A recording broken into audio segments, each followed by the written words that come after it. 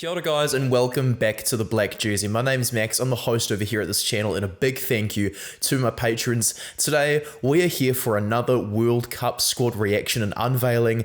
This time it is for England, naming the third squad of the tournament. Their head coach Steve Borthwick has been in the job for less than a year. He was an assistant coach for 2019 and so far they have won just 2 games of 6, so he has been absolutely ruthless with some of the selections, and few guys have really paid the price for some poor performances.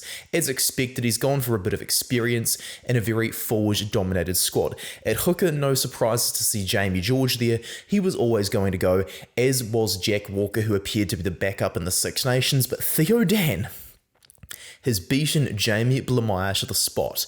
Both of them played their only test in the Borthwick era on Saturday against Wales, and though the set piece started to get worse when Dan came on, Dan has been preferred to Jamie Blamire, which is huge to me. Over at loose head prop, you've got Alice Genge as one of the vice captains, which is no surprise really. Genge captained England for just the second time against Wales and is one of the best loose head props in the world, guaranteed to start, so fair enough there. Joe Marler remains in the team, while there is no room for the veteran Mako Vunipola with 9 British and Irish lines test to his name. He has been axed for the youngster Bevan Rod from the Isle of Man, who was once eligible for Scotland as well. This is an absolutely huge decision, and Vunipola has paid the price for just aging into his body and not really being as mobile as he once was anymore. As for the tight head props, Dan Cole, despite not being too mobile either, he is remaining in the team, having known Borthwick from being coached by him at Leicester, whereas Kyle Sinclair, who is one of the guys who was really trusted all the time, is still getting picked. Will Stewart, though, I'm starting to think he is the best tight head prop in England, so it's very good to see him in this team. As for the locks, as predicted, they have gone with 5, and all 5 of the locks I predicted to make the team are in there.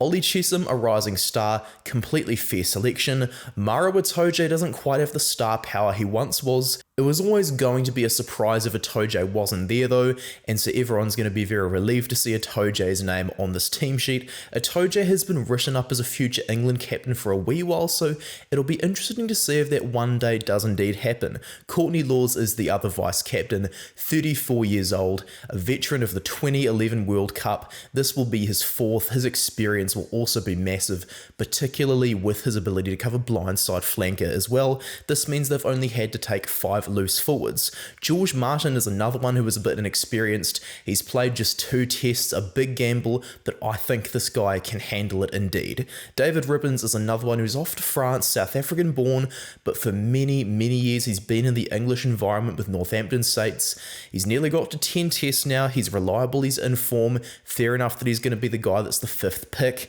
and with Laws in there, it's fair enough you do want another specialist lock in the mix. As for the actual loose forwards, Tom Curry, who has had his fair share of injuries, is still available though. His brother Ben's been ruled out, but he's still there. Good to have Curry there. He's about to get to 50 tests. He was one of the stars of 2019.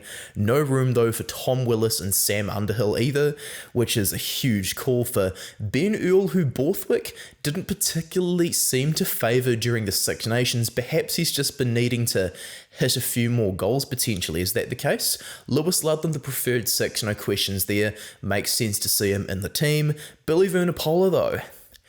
Is this the question?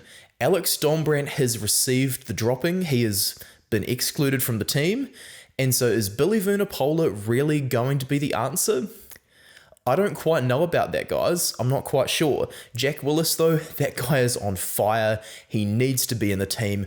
Great to see him selected. Perhaps we could see Ludlam at 8, Curry at 7, and Laws at 6 potentially. As for the backs, there's no surprise at halfback. There were only 3 guys picked in the position ahead of the World Cup training matches. That's Jack van Poortvliet and Ben Youngs, the Leicester men who know how Borthwick operates, they know how he coaches, and Danny Kerr, the 3rd guy who has also been picked for experience experience. Youngs is England's most capped player of all time, Kerr's getting very close to 90 tests, and so Borthwick's selection criteria of experience is really showing itself in this position in particular, with the young guy given the keys to the kingdom as the future of the jersey, with two guys sitting there for experience. There's no out-and-out talent at 9, so perhaps they're just going to give the faith of Vunipola, let's see if he keeps improving. And when you don't have the out-and-out talent, experience is your best bet. Fly half, Owen Farrell, Marcus Smith, George Ford, very good to see. Farrell is captain, so will start at 10. Marcus Smith is potentially going to be seen as a bench player, but George Ford going into 10, if Farrell goes down, is possibly going to be the way of it, as Ford did used to play for Leicester as well. The midfielders, though, a huge call there. Henry Slade has paid the price for some recent shockers with England, and Elliot Daly, who has not played under Steve Borthwick, has been picked over him. I knew it was a bit suspicious that Daly wasn't named to play Wales, and now we can see why he is fully ready to go. Hopefully he's going to have his distribution game, his kicking game, and his running game up to pace, as he is starting to get older now, so fingers crossed it's still there for him.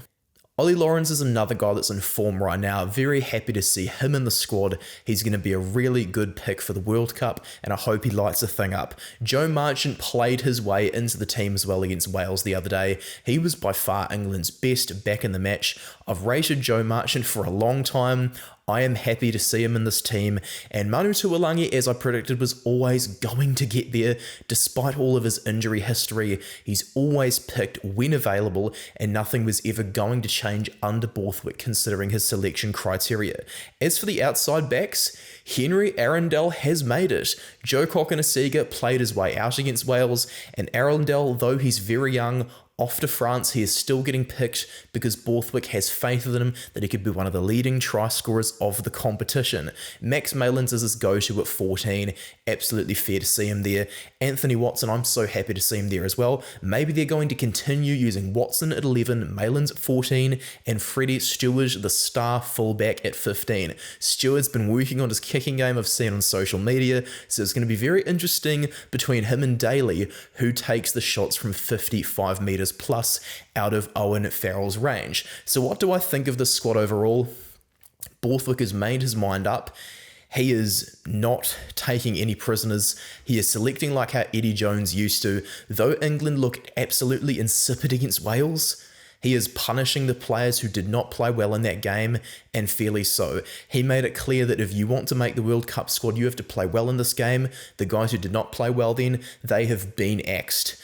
England, I think I've got a better outlook for them now.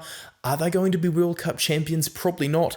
But after looking at the squad, I think England fans can start to unleash a little bit of a happy-go-lucky smile after all. Thank you very much for watching this video, guys. I really appreciate it. Do check me out on Instagram and over on Threads as well. Thank you very much for viewing once again, and cheers from Max.